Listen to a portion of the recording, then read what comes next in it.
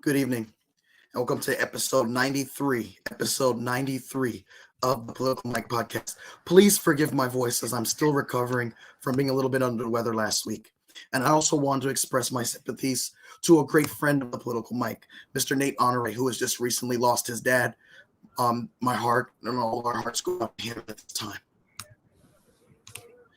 The waning days of an outgoing administration are usually filled with phone call meetings, last foreign trips, and staffers filling in the incoming staff on how everything is done, while packing up files with their eyes on the next employment opportunity.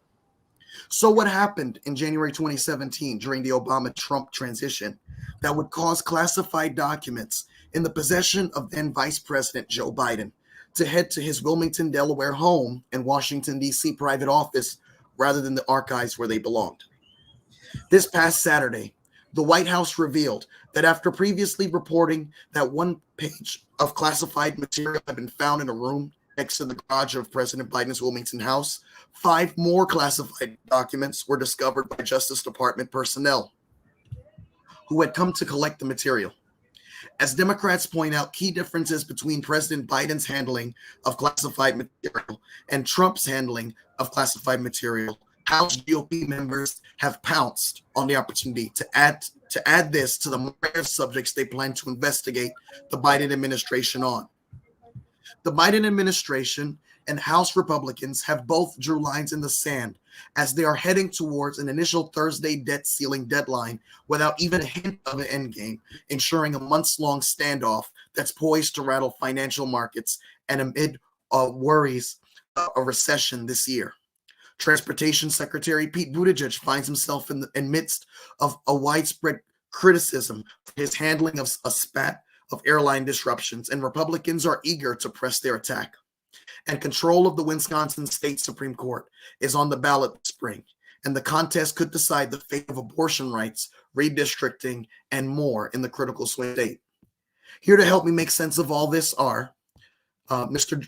Lawrence Hudson, who is currently the Government Affairs Associate with Kronos Group.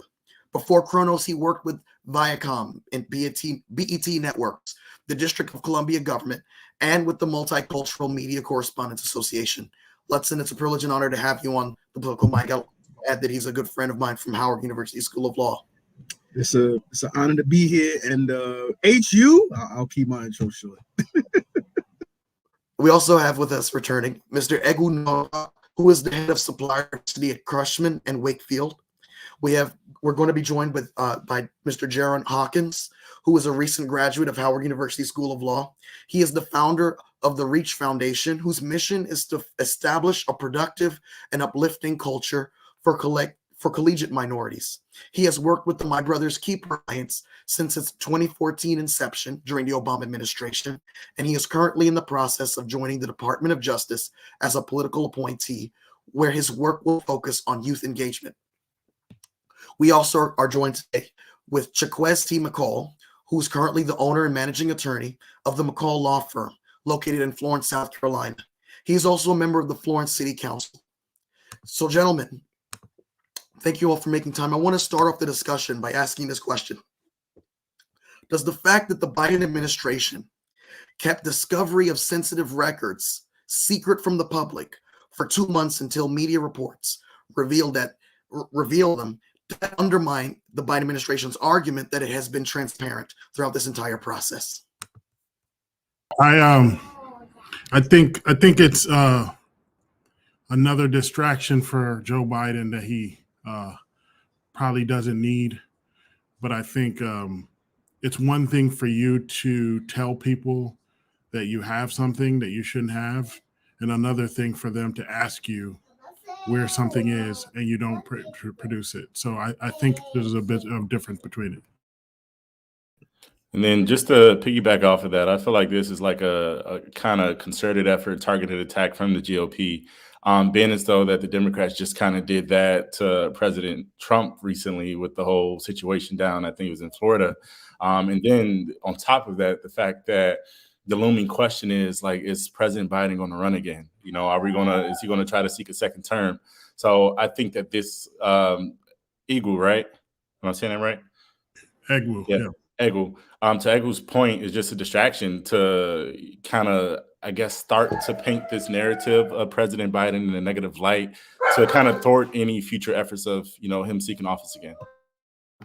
Yep, and I definitely agree too. It's unfortunate. I mean, I think he's definitely lining up his reelection announcement, and this is in a way, and this is of course a gift from heaven to a Representative Jordan and the Republicans who are going to constantly hound on this issue over and over again. You got Biden. He had a rough first couple years, and he was starting to pick up on his momentum, especially after the midterms, for which he had a very good midterm, which was unexpected for some pundits.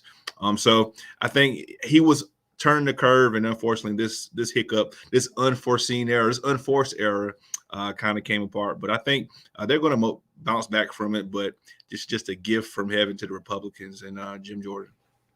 I mean, I just consider it a rough spot. Like, even if we take this out of the political point of view and just put this in a regular point of view, let's just say we're regular people, right?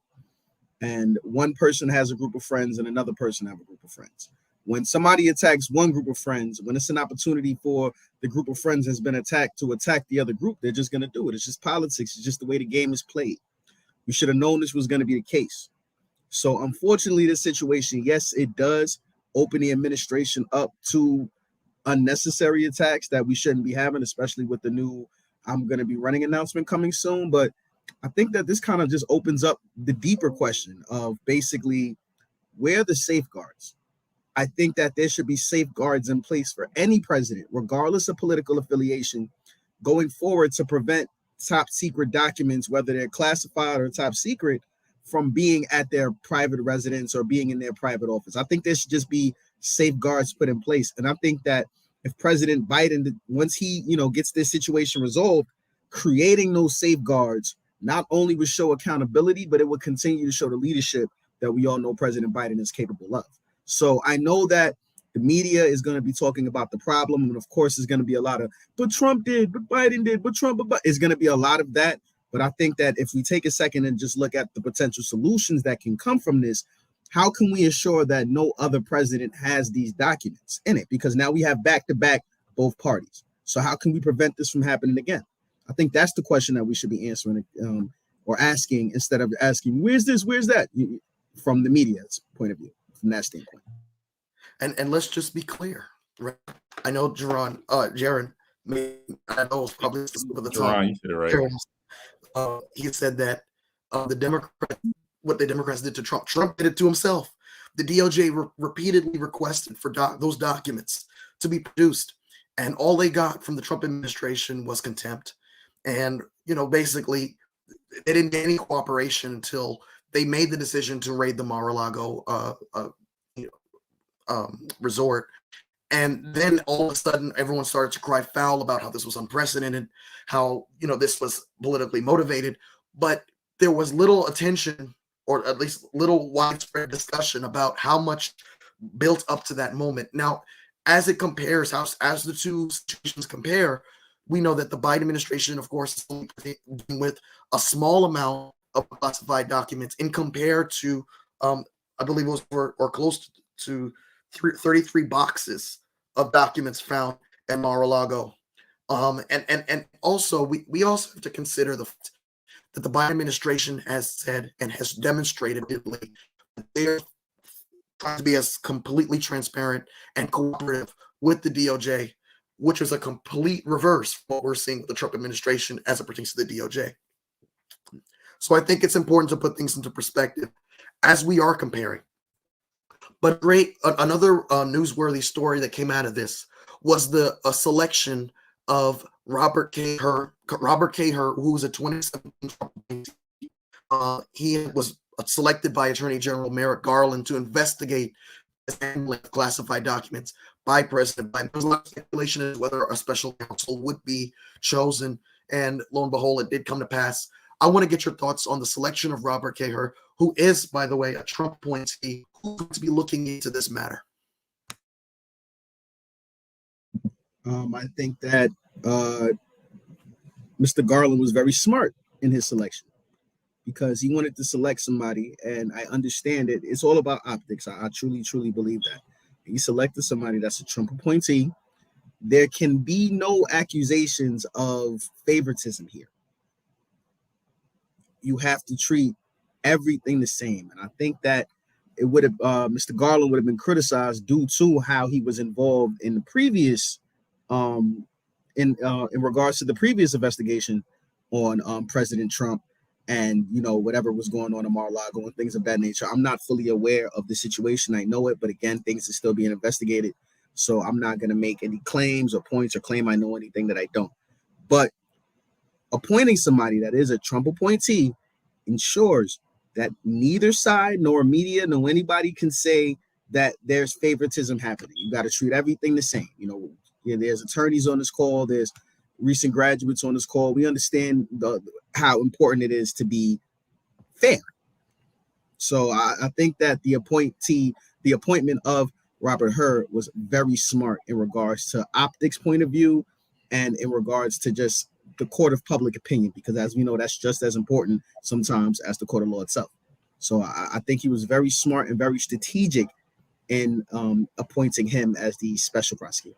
Yeah, I think that's a great point that you make. But I think the reality is that where we're at in politics now is MAGA Republicans are not going to care. They're going to if his opinion is against that the Biden administration did this correctly, and it's not to the liking of what the MAGA Republicans narrative is, they're going to crucify him as well. I think we've seen that time and time again with Trump loyalists who eventually try to do the right thing and they get banished, from that wing of the party.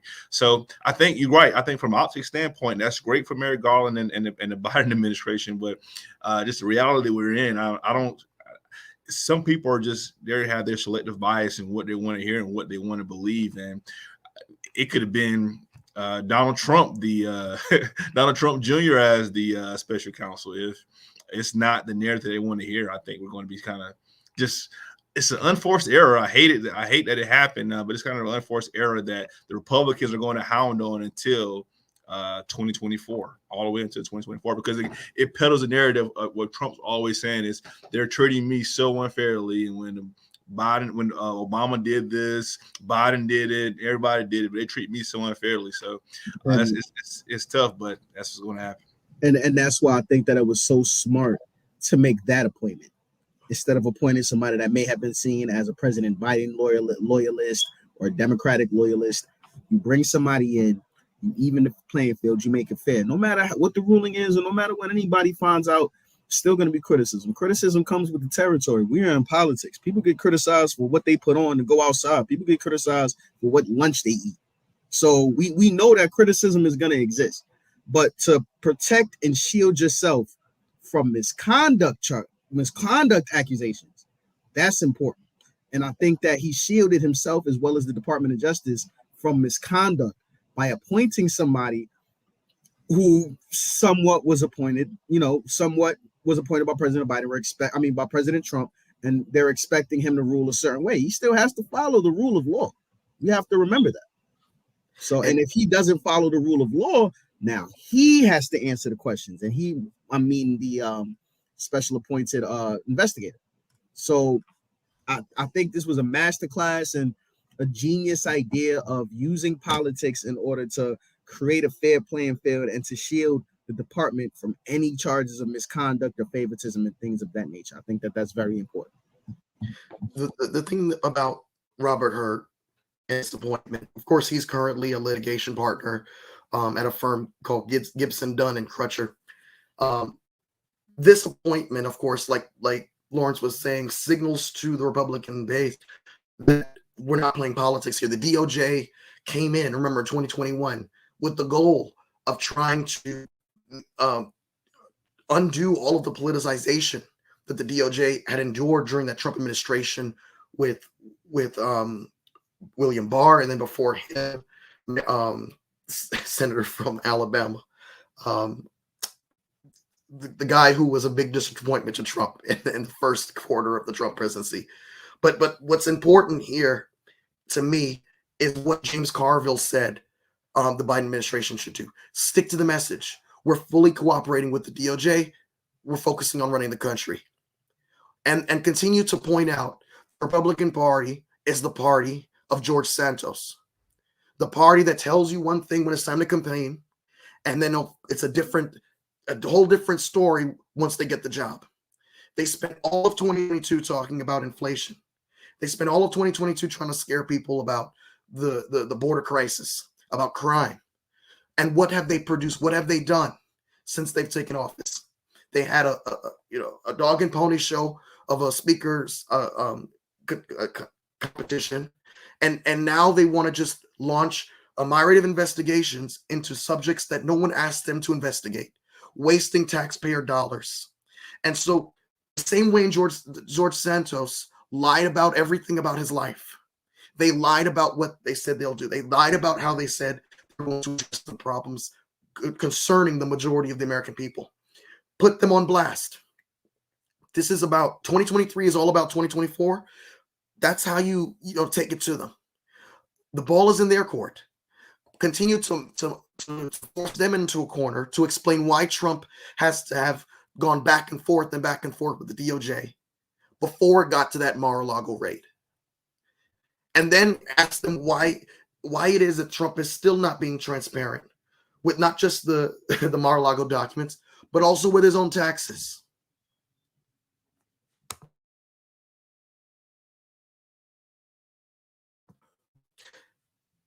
So well, I think.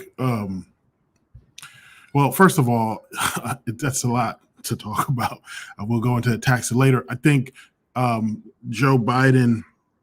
I don't know. Sometimes maybe this was strategic somehow. I you never know in politics because these guys are getting ready to investigate Hunter Biden, right? This is what they ran on. They ran on the fact that if you give them back the House, they'll have subpoena power. They're going to investigate Hunter Biden in this laptop, and in the QAnon circles and stuff like that. That's a really big deal for them to do for their constituents. So they're going to do that. I think the problem with investigating the documents that Joe Biden has is that classified documents can be classified after the fact. They can be declassified and so on and so forth. The problem is that Trump, what they found in the Trump Mar-a-Lago raid were top secret documents. And again, I believe that if it was a top secret document before, they would have known that they didn't have it, right? Rather than Joe Biden saying, this is what I have and this is what I found, right? So I think the Republicans, might be overplaying their hand, and they don't have a really big hand anyway, as you're seeing defections to the point where they barely were able to get a speaker across the line. That's kind of been in waiting for almost a decade. So when you see things like that and you see the investigations that they're talking about having, I just don't imagine them playing out well in their favor. I just think they're doing it because they're only appealing to their base. The mainstream American person, not only do they not care about somebody who might have taken documents, there's a plausible excuse when you bring them back, right? So again, it's the after action, like we said before. Trump kind of refusing to do anything. I don't know if Trump necessarily doesn't want to give back the documents. I think he just has a policy that he doesn't comply with anything, right? He doesn't immediately comply with anything. He appeals every ruling, anything that you ask him for. He uses the maximum amount of time that he has to get it back, if he does at all. I think that's just the way he goes, right? So I think the American people see that. I don't know that Donald Trump makes it to be a candidate in 2024. Not that something will happen to him physically, God forbid, but I just think that I just don't see the energy in his campaign that you saw years ago. I think his day is kind of past, and I don't think he would want to be a person who lost the popular vote 3 times in a row. I don't think he would want that on his resume. But Mr. Noel, I don't see him going off into the sunset either. You know, this is a guy who does not want to concede the last election. His whole argument this time around is that he was cheated. And he's got a lot of people who bought into that mess, who bought into that lie. And I think the thing about Trump that we're now going to see is that he's lousy in getting other people elected, but he still has people sold on him. And I'm not sure that all those people, I'm talking about people outside Florida, I don't know if states like Texas for DeSantis, as we're going to get into the GOP primary. I don't know if Alabama for DeSantis. I don't know if New York, California, and all these other places that have that Trump has such a lock on goes to DeSantis or any other alternative. I think Trump, this is going to be the last, I guess, rinse cycle of Trump. Yeah. Well, here's my thing though, right? Here's my thing. We have to be careful about, talking about energy on the Republican side, because I'm trying to figure out, and I've been trying to figure out, if President Biden decides that he's a one-term president and does not want to run, who has the momentum on our side in order to continue certain things? Biden has the. Yeah, I'm just hypothetical. I know, but we just always got to say hypothetically. We never know what'll happen. We never know what things happen. Just on a personal note, I believe that to prevent Democrats from having to worry about these things, I just think that Democrats have to do a better job of building future candidates early. We got to do a better job of building them up early. Like we know about the governor of California, and we know he could be good, but we have to really embrace rising stars. For example, and you can put this on paper, I'll put everything I own on it. Wes Moore is going to be a presidential candidate. I will put any amount of money on the line, but we have to embrace that leadership early. We have to embrace that. We have to find leaders, either people who've been in politics for 10, 15 years, and look at newcomers and start building stars.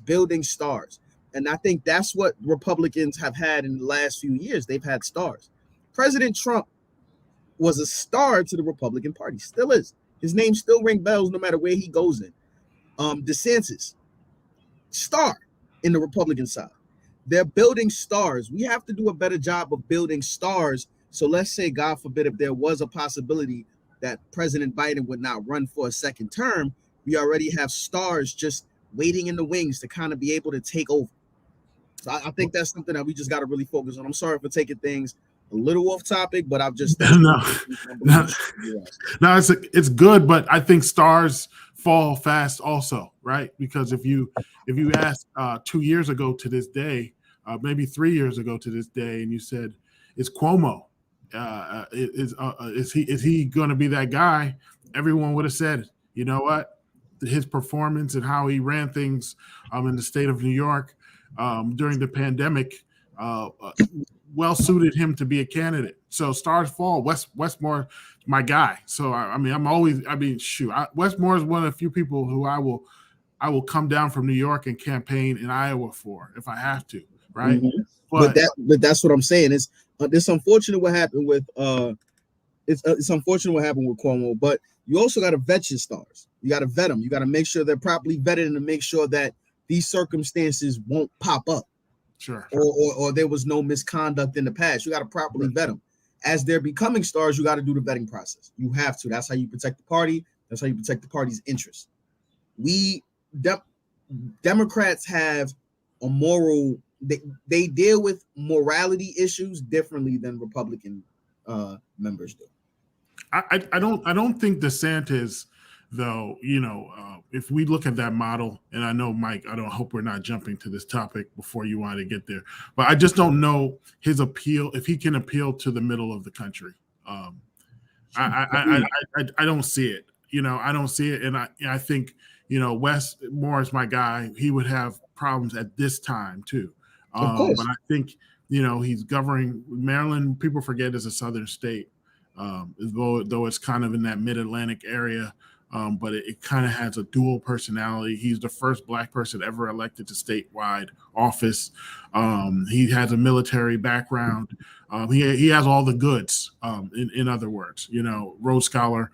He has all the goods to be successful, and that's why I support him. But I think, you know, don't look past the Democratic bench. I think you have people like Raphael Warnock, who has won in Georgia twice. You know, he's going to get a serious look if Biden said he's not going to go. And I just named 2 black men, right? That's there's no one else or no other time in history that we could say that there's 2 black men that are high potential candidates for the highest office in the country. So I think then in that instance, we got to look at it though, right? What the Democratic Party wants Senator Warnock to run. Senator Warnock has proven that he can win in Georgia, right? If we promote him to president and he has to give up that Senate seat, do we have another Democratic star that we're sure can win that seat once Senator Warnock is elected president in this hypothetical?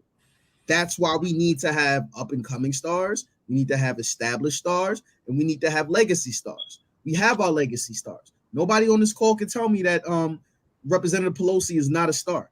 Senator Schumer is not a star. Senator Booker is not a star. Your up and coming stars. You have Representative Troy Carter. He's an up and coming star. You have these newcomers as well. For example, Maxwell Frost, Representative Frost. He's going to become a star.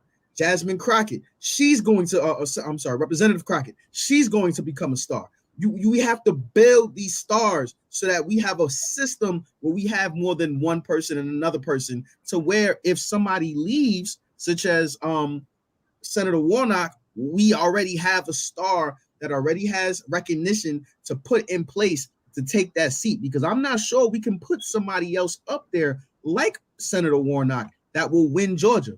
Senator Warnock barely won Georgia, and he went up against a terrible candidate. I will not talk bad about anybody. I will say a wonderful running back. He ran against a wonderful running back, and he barely won that. So it's going to be a battle. So we have to embrace those who are proven can win in particular places. But if we want to replace Senator Warnock, we need to already build those stars, whether it's on the House or whether it's grassroots organizations that can take that spot, so that we can have a chance to keep seats and to keep fighting. Because we would hate to win the presidency but lose Georgia. So now we're back at either a tie majority or a Republican majority. That's something that the Democrats would not want. So we have to continue to create and build stars. That's very important for the party. I would say this before we bring it back to 2023. The Democrats learned a lot in 1980. That was the year Ted Kennedy decided to take it upon himself to challenge the incumbent president, Jimmy Carter. You know, Jimmy Carter had a lot of things going against him. In addition to the fact that he did not have there was no Jimmy Carter base, right? It was a crowded field in 76, 75. Jimmy Carter ended up winning the Iowa primary. That was the first election cycle where the Iowa primary was put into practice. The Democrats learned you don't eat your own young, right? And I say that to say that as we're talking about potential presidential candidates and all that, I'm looking at some of the people now wanting to jump the gun, specifically throwing her hat in the ring when Dianne Feinstein has not announced that she is retiring. You don't do that. And then when she's asked, okay, well, if Dianne Feinstein has been such a wonderful senator, if she has been such a formidable force in the Senate, if she's been such a champion for civil rights and women's rights, why are you running? Oh, well, this is my race. This is my decision. That's not enough. If she's such a good candidate, what are you doing? You can't just come up on the scene and say, it's my time. You know, you've got to give people a reason to vote against the incumbent that's been doing them well for, you know, a certain amount of election cycles now. But I just want to go ahead. I just want to bring it back in, you know, as we're talking about the debt ceiling. This is going to be a showdown this year. The Biden administration and how Republicans are heading toward an initial Thursday debt ceiling deadline without a hint of an endgame. The two sides are effectively shrugging as the Treasury Department warns that the country will hit the $31.4 trillion borrowing this Thursday, though it's not a hard deadline, as the Treasury Department can still use extraordinary measures to pay the bills for another few months. But it means the potential economic doomsday clock is officially ticking, with House Republicans still insisting on massive spending cuts before they help raise the debt ceiling, and Democrats refusing to engage in the idea. Now, Treasury Secretary Janet Yellen has said last week that the United States likely won't run out of cash or exhaust those measures until at least early June. Until then, the department is suspending investments in certain government retirement funds and hoping the House GOP and Democrats come to an agreement to keep the government from careening into an economic crisis with far-reaching consequences. Gentlemen, in your view, is the Biden administration and Senate Democrats, are they likely to cave into, for House Republicans getting their way, giving them the massive spending cuts that they want in order to raise the debt? In your view, is that likely to happen, or should the House GOP cave in?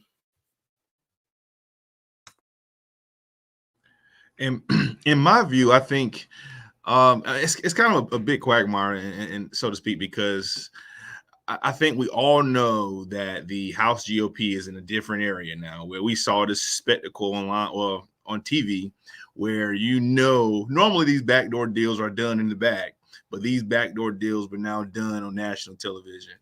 We know that these MAGA Republicans have pretty much told Kevin McCarthy, we're going to pretty much, if we can, drive this country, drive this thing all the way home. So I think the Democrats have that working for them. Well, they can say, hey, listen, Kevin McCarthy is being held hostage by MAGA Republicans. We're not going to bend our backs for the American people, against the American people, for these MAGA Republicans. So I think the narrative is set for Democrats to fight this tooth and nail. Now I think it's on McCarthy, because it's my understanding that I think at any time any Republican can challenge him, can revoke his speakership or call it to a vote. So he's in a tough position. But I think the Democrats have the better I guess hand at this point, because we all saw on national television these backdoor deals being done. Kevin McCarthy is not Speaker of the House at this time without those backdoor deals. And we, and the talking point is clear. We're not going to allow MAGA Republicans to take this country to an economic collapse. So I think the Democrats have the upper hand here. And to your point, I just think that, honestly, I think quagmire is the best word. I can't pick a better word, because what we're seeing now is like it almost feels like the Republican Party is destabilizing in a sense. So it's like in that destabilization and the fact that the Democrats are have gained power, and we're on the eve of like a second Democratic presidential term. It's like the only thing they can do is control the House and everything that comes with controlling the House. So they're really exploiting and exhausting what they can do with the House. Even down to the fact that it took 13 times, 14 times for them to vote for the speaker.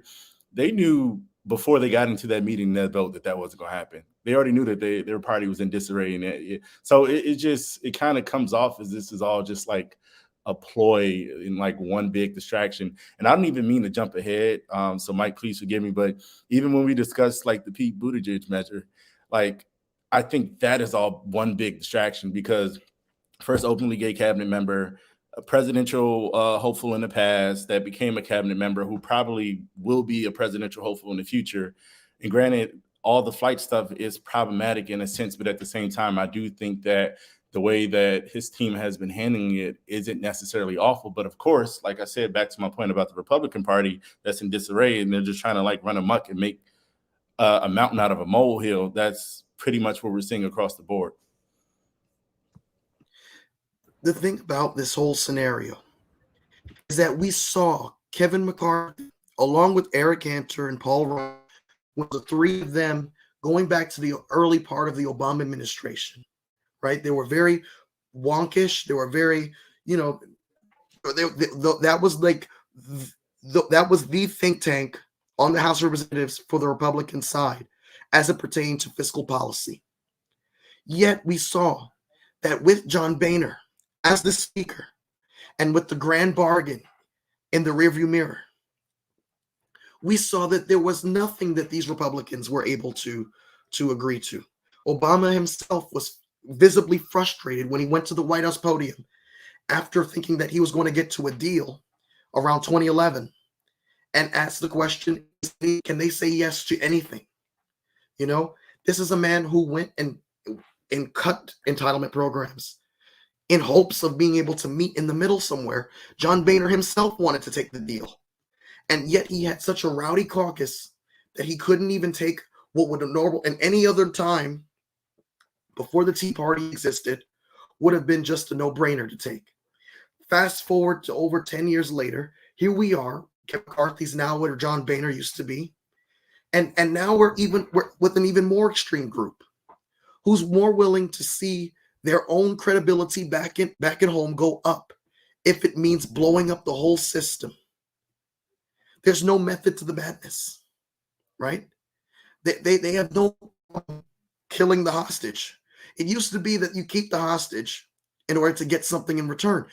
You don't even know what they want, like you said, Mr. McCall, because Kevin McCarthy has conceded so much, everything, including his own dignity, just to get that job, that the question is, what incentive do they have now to meet Democrats halfway, to avoid a debt ceiling crisis?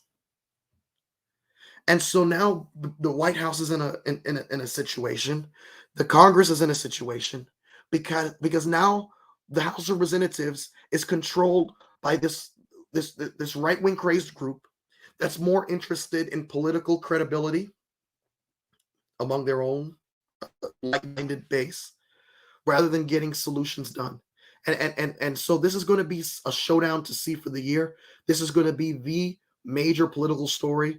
I think that's going to, dominate the headlines even more so than maybe some presidential announcements coming up, because we're going to see for the first time probably an impasse between the White House, Biden district Republicans, and Democrats who are going to be pulling their hair out trying to figure out how do we get past this debt ceiling crisis with such an amount of Marjorie Taylor Greens and Lauren Boeberts and Matt Gaetzes.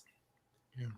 Well, and one point I do want to, I think the question becomes, and I think it was kind of, talked about during the spectacle of Kevin McCarthy's speakership, is will it get too far where, Kevin McCarthy can't control the ranks and a few Republicans actually come over and support the Democrats? I think it might be still a little far-fetched, but I think we're just in this position where we have a handful of, maybe two handful of people, maybe 10 people who are essentially trying to hold hostage the federal government. So I'm interested to see it. And one more point I want to make is, me growing up in politics, to me, Kevin McCarthy was like the far right Republican out of nowhere. And now the freedom or the MAGA Republicans are making Kevin McCarthy look like this middle of the road moderate. He's not.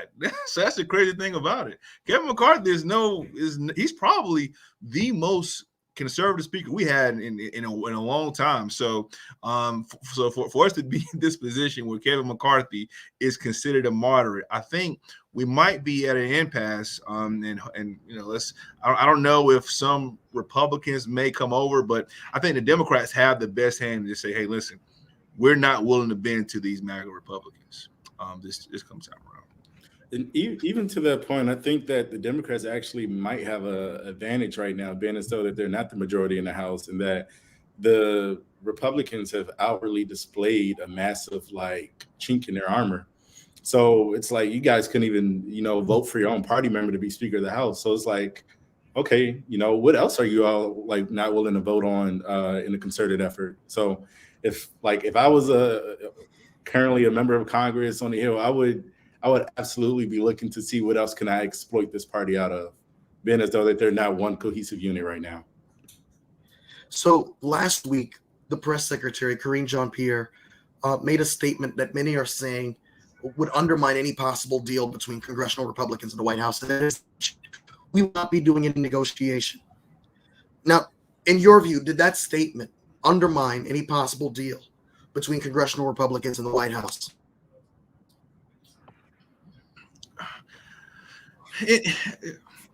More so, I mean, I think it. I mean, the White House is saying it, but I think, I mean, overall, you may have some members who will look at what's best for the country, and may come. But I mean, I guess if the White House is saying it, I guess you can definitely, from a leadership standpoint, can see that. But I just think if we get to the final minute, the final hour, and it's clear that the MAGA Republicans are not going to break, I wouldn't be surprised to see a few Republicans come over and join the Democrats. But hey, just like we saw during the speakerships, the election of the speaker, Democrats was sitting back gloating, having a good time watching the party explode. So I mean, I wouldn't be surprised to see it here. But I just think when you're talking about actually missing the defaulting on some debts and really crippling the economy, I think that might be a little too far. But hey, I would be surprised. I wouldn't be surprised if there was no deal made whatsoever. So is the White House's best bet this year to avert a debt ceiling crisis to work around Kevin McCarthy and dispatch to meet with moderate Republicans, those who are from districts that Biden won? I'm thinking about those 6 Republican seats in New York. I think so, man. I've never seen, and I could be wrong on this, I've never seen where in modern times or recent times where literally they can call his speakership to a vote again. And he's aware of that. And it's so obvious that he should be denouncing Santos at this point. But he's not, because he's aware of the vote. And I think he understands he's there by very slim margins. And so if the deal is you're going to fight this, and we don't know the deal, that's the problem. That's the thing. And I'm sure the White House is working on, trying to spin it. Hey, listen, what's the deals you made? We know you made some deals to be where you're at now. So I think Kevin McCarthy has kind of got his hands tied. I think the best bet is to try to reach out to some other vulnerable Republicans to see what can be done. If not, I just think we might be facing a crisis ahead. I mean, we also got to remember, words can be said on both sides in regards to setting up posturing. This is at its core. Let's look at the problem at its core. This is a high stakes negotiation. You gotta have each side has to have their points together, and then you slowly, but surely, of course, because it's essential for our nation to continue to run, come to that medium. Of course, both parties have their floor. Like, we're not accepting anything other than this. Anything lower than this, that's just too much. We can't do it. I don't think we're at that point yet, but that's what it is at its core. It's high stakes negotiation. We take politics out of it. It's a lot on the line. You got 2 different parties, 2 different groups of people with 2 different views on how things should run, make a decision on how to make things continue. So we got to look at it as a negotiation. We got to take, words such as we're not going to work with this side, or we're not going to do this side. That's publicly. Privately, conversations are had. We know how the Hill works. We know that, people make things happen. There's communication always has to be open in order to run a nation. So I think that we have to just keep in mind when we hear these public comments that this is a high stakes negotiation. You got to draw your line in the sand, but privately, hopefully things are slowly but surely coming to the point where we can agree on kind of how to proceed as a nation.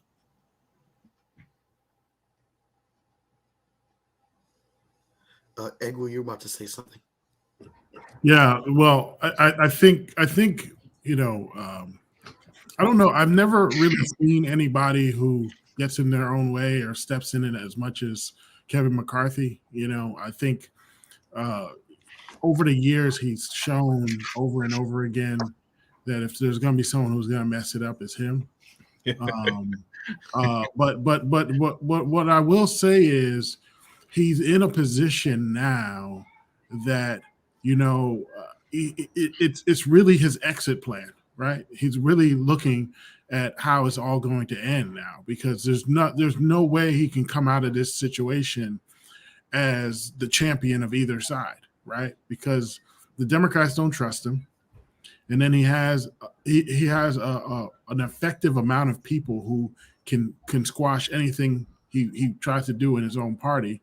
And then, like you said, like the gentlemen both said, he can be voted out of his position at any time. So really and truly, when you think about power wielders like Nancy Pelosi, who would, get the people who are more on the liberal side of her party in order for votes all the time, right? If you even go back to Boehner, who was able to rattle, or, get the Republicans to really rise up. I mean, they frustrated him with the Tea Party people and the conspiracy theories, but when he wanted to get things going, they were able to do that. And you think of it, the list goes on. Have you ever seen somebody who was a Speaker of the House that's been this neutered? You haven't seen it. So I think right now, he is always chased after and dreamt of being the Speaker. He has it in name, and I think that's just the way it's going to go out.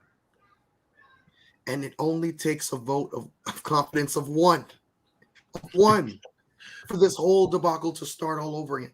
And that's the thing. I've really felt like Democrats could have put themselves in an advantage if they started to actually take that, I guess, the subject of the discussion between Representative Paul Gosar and Alexandria Ocasio-Cortez. If the Democrats were to put their support behind somebody in the, like a Republican that of their choice, right? And say, okay, we'll give you at least 5 votes, right? In exchange, we want some legislative concessions here, right? We want a different rules package here, right? We want a rules package with some teeth, right? I think it would have probably served the Democrats better and really allowed them to play on this extremely slim majority that these Republicans have, right? Yeah. And possibly even undermine some of the damage they were trying to do with these investigations. Yeah, but you got to understand the Congress, you're running every 2 years, right? So you're constantly running for re-election when you're in the Congress. So, I don't know if there's 5 members who'd be willing to ruin their more recent and early future election prospects or re-election process about coming back and voting for a Republican speaker. I think the best bet for the Democrats are what they did. They sat back. They affirmed Hakeem Jeffries as their new leader. They all stood behind him and didn't break ranks even once for a whole week. I think the Republicans were trying to get Kevin McCarthy exactly where he is, to get these crazy committee assignments, people who are thrown off committees to make sure that they got it back, people who shouldn't be on committees, to hopefully strike fear and to deliver again for their base voters who they said that's what they were going to do when they got the House back. Yeah, and one more point too. I think as far as on the crossing over of votes, I think Republicans are, and Democrats too, mainly Republicans, are very, very, very aware of what just happened to a lot of Republicans who voted to impeach Trump. A lot of them across the board got slaughtered, including, I know, one in South Carolina in particular, Tom Rice. So I think they're very cognizant of, hey, if I go partner with Democrats, that you best believe that Trump and the Republicans are going to be coming for me, come primary season in 2024. So they're understanding that, the dynamics on it, and they're looking at it. Hey, if I vote with Democrats to avert the debt crisis, or to, get a better rules package or whatever for the speakership, when negotiating speakership, will I get enough Democratic support or independent support in my vote and for my vote? I just think the most recent history is telling them you're not. I would think voting for Trump, here I am, this progressive, liberal, thinking the right thing to do, of course, is to do the right thing. But I think in their most recent history, they saw how Republicans across the country got slaughtered for breaking the ranks. So I think it would be a tough sell to those vulnerable Republicans. I think that here's the thing, though. But again, let's look at things just in regards to a problem and solution. Doing the right thing is in the eye of the beholder. You know, for every loyalist, you have a Liz Cheney who's willing to go against party lines and make her points. But you also, like you alluded to, saw how quickly she left after she did that. So the question is, I think that if you have enough political capital, if you have enough, yes, thank you, Mike, for the correction. I think if you have enough political capital, you can make that decision as long as you know that your constituents back home and your base back home is strong enough to vote you on. But I really do believe that it is going to have to take established, long-time Republicans who've been there for a while, that's been working for a while, that have that political capital to go up against it. Because I think that Trumponomics or Trumpism isn't the be-all, end-all of politics. It's very prevalent. It's very important, and it's very big, and it's very prevalent within the Republican Party right now. But this is in 2016. It's not the be-all, end-all. You're not an absolute pariah for going against Trump now, or going against that particular party in a sense. And plus, in regards to certain deals, we need Republicans to get things passed since they have a majority. We need them. So we're going to need those members with political capital in order to, on certain issues that it's bigger than politics, or it's bigger than the party, or it just makes common sense, or maybe something that's going to help their constituents back home that's going to get their votes up. I think that those opportunities are there. They're prevalent, actually, with all of the issues that we're experiencing. And I think it can take an effort from Democratic advisors to identify which Republicans would be able to kind of fit that category and focus on them, not turning them. But when things come up where we need to, okay, we align here, can we make this work? I think that that's a door that we should never close, and we should continue to proceed to work together, because as long as the Democrats as long as the Republicans control the House, we are going to need them. We're going to have to identify the particular allies that we have in that space. Yeah. The only pushback I have on that is, I think from a realist standpoint, I think that conversation is for the Senate. All right. I think we can talk. We got to send you up every 6 years. I think that conversation is more so towards those moderate senators who are not up until 2026 or to 2028 or whatever. I just think when you're up every 2 years, I think the most recent major issue that we have in front of us, and if I'm on any Republican advisory team, I'm saying just stay with the home team. I'm just from a political standpoint. Again, if it was the Senate, I think we should, I think you have a lot of people more willing to flip. I think if it's in the House and you're talking about only like 6 or 7 people, now I'll see if you're talking about maybe 30 Republicans flip, and it's not more of a, it's not easy to target them. But if you're talking 6 Republicans, you're pretty much giving your job. I mean, it's almost likely that you're going to give your job away at that point, because you're going to get primaried. The MAGA Republicans are going to blame you, because they're going to go to their constituents and say, hey, listen, I went there to fight for physical conservative values, and I was willing to take it all the way to the finish line, to the debts for the debt ceiling. And here you go with these, and they got someone to blame. Hey, I got these 6 moderate Republicans who Joe Biden's best friends, and again, so I think that's what's going to hurt them, so to speak. So I think that's more so for the Senate. The House, I just think that the last example we got was Trump's impeachment, and it didn't turn out well for those who decided to jump ship. That's true, but I just do think that there is some opportunity there, and I think that we shouldn't close that door. I think we should be able to continue to do that door, go through the door, and I think that we should continue to identify people who are willing to work in a bipartisan manner in order to get things passed and get things done. Once this debt ceiling is passed, there's going to be other issues that are bipartisan that we're going to need support from both sides on. I can speak personally to that through my job. So, or through my experiences throughout, me leaving law school, my experiences on Hill. So we're going to need both sides. So identifying is very important. And I think that we can use this period, even if things don't work out and they don't loudly say, yeah, we're going to switch sides. We need to identify them so we can utilize whoever those people are for the next 2 years. We can use this time to do a lot of recon. The Democrats can use this time to do a lot of recon, can do a lot of identifying who can they work with, who can't they work with, and everything in between. I think this is a time for a lot of reflection on the Democrats. So time is slipping away from us. Oh, sorry about that. And I do want to talk the most important election nobody's ever heard of. That is the control of the Wisconsin State Supreme Court. That's on the ballot this spring. And the contest could decide the fate of abortion rights, redistricting, and more in this critical swing state. So should a more liberal-leaning jurist win the job this April, it would flip the balance of the state's highest court for at least 2 years. There are significant policy outcomes that are hanging in the balance as a result.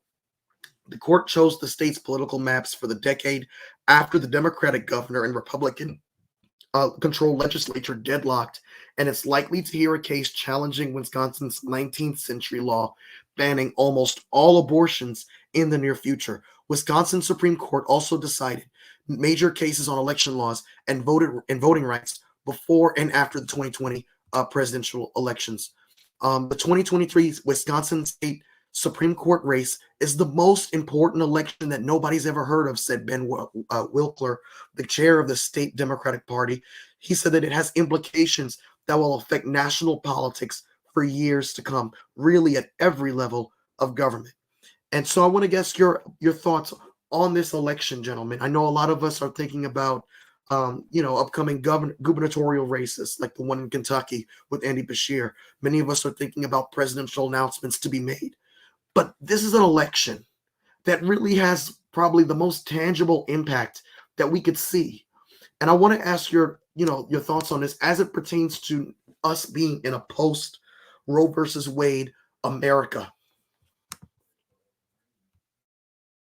Yeah, I mean, it's going to bring Roe versus Wade back to the forefront during this time. I know Idaho just, I think, upheld a complete ban, but yeah, here in South Carolina, out of all places, just struck down a 6-week ban. But those judges are elected by a state legislature, so they're pissed. I can tell you that. But what this is going to show you again is the voters are going to be able to decide on the issue of Roe versus Wade in a swing state. And you're going to see millions of dollars getting poured into this race for these candidates, and the voters are going to decide. And this is going to determine, how this issue is going to be brought forth in 2024. You have a lot of presidential candidates who are watching. How does this issue polls, and how did this issue poll well in these swing states? So I think it's a very important race. I think I've seen that one special interest group has already put millions of dollars behind a conservative candidate. So I think from this race, the determination how this country will go moving towards a post Roe v. Wade standard is going to impact this election. So again, it's a big race. And I think, from this, we'll see how the country moves forward in a post Roe versus Wade world. I just want to go on record and say that this law that the state attorney general is suing to overturn is from 1849. Like, do you understand how backwards thinking that is? That with all of the information and everything that we have, we're still fighting to overturn laws from 1849. Now, that in and of itself tells me a lot. And I understand that Roe v. Wade is in the is going to be back in the spotlight. I want to go on record now publicly and say I do not have any knowledge or information on how a woman's bodies work. And I know a lot of men don't, and we do not have the authority or the privilege to say and tell them what they need to do with their bodies. There are multiple reasons for abortions. And about 100% of them ain't none of our darn business. I'm not sure about the cursing here, so I'll say darn. It's none of our darn business. Let me be clear on that.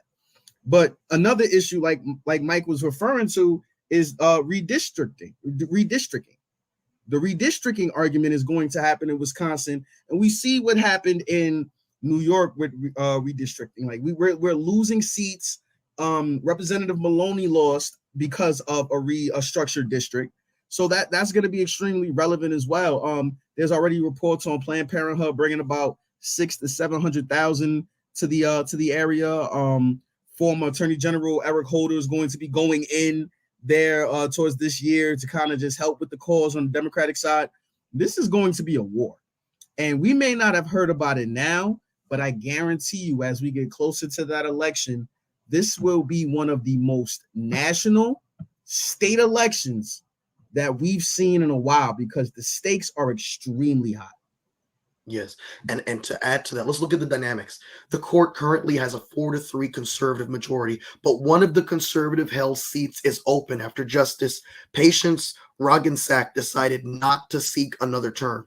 Yep. And then further scrambling the politics, another conservative justice, Brian Hagdorn, who was elected in 2019, well, he's sided with the liberal justices in the past on some high-profile cases. So this is really turning on it's really turning on a dime. How this court is going to, determine future cases, because now we're in an age where the states determine the abortion laws, right? This is exactly what the conservatives claim they wanted. They wanted a patchwork of 50 states, each determining for themselves whether or not they're going to uphold Roe versus Wade or outlaw abortion altogether or have exceptions or whatever. And so Wisconsin is a key battleground state. This is the state that the Republicans have chosen for their Republican National Convention for the summer of 2024, next summer. They have taken Milwaukee, right? And so this is a situation that that it calls for all of our attention. It calls for the DNC to get up and pay attention. The DNC cannot afford to play the same kind of games it played last year, where they waited too little, too late. And by the time everything was over, we should have spent more money in Ohio. We should have spent more money in North Carolina. Sherry Beasley came within an inch of her opponent. The gentleman in Ohio could have actually inked out a win against J.D. Vance. We cannot afford to have those kind of scenarios this time. So any other closing thoughts before I conclude the program?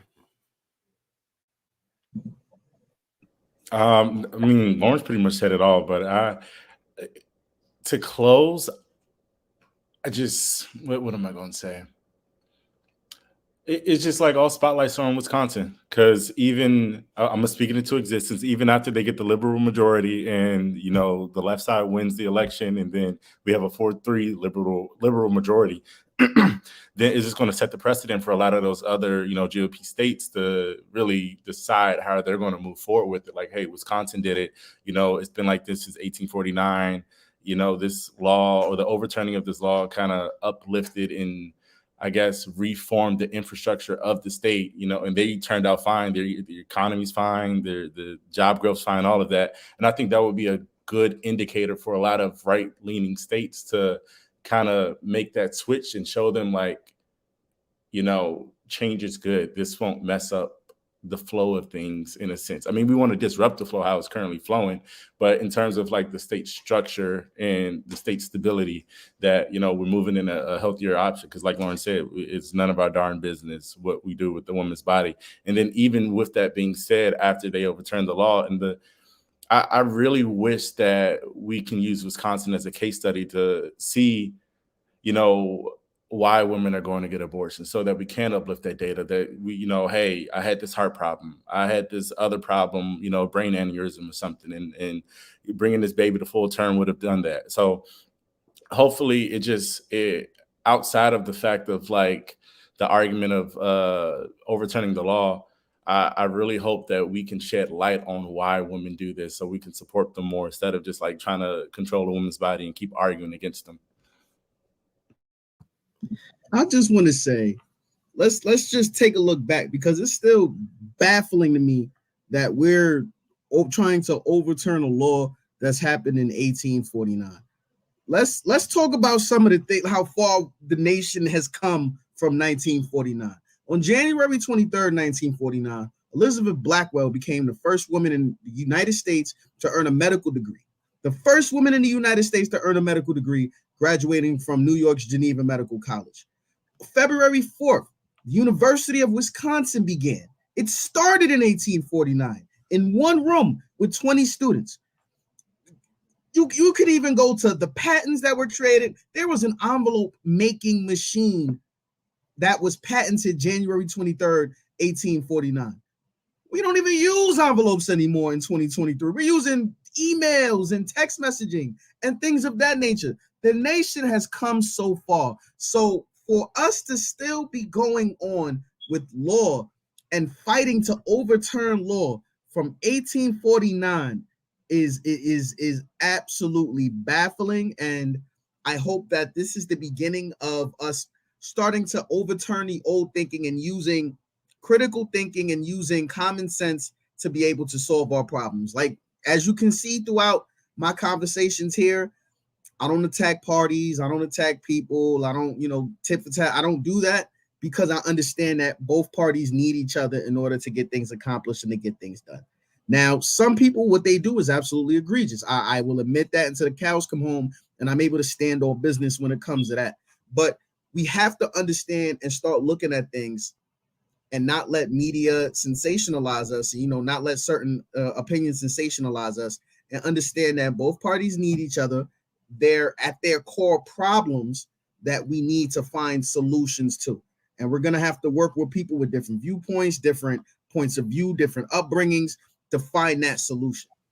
I just, wish that both sides, I would just wish that everybody, whether you're a Democrat or Republican, and I'm not just talking about Congress, I'm talking about people who identify as Democrats and Republicans and things of that nature, understand that we're going to have to work with both parties. Unless it's a completely Democratic majority or a completely Republican majority, working together for bipartisan solutions are essential.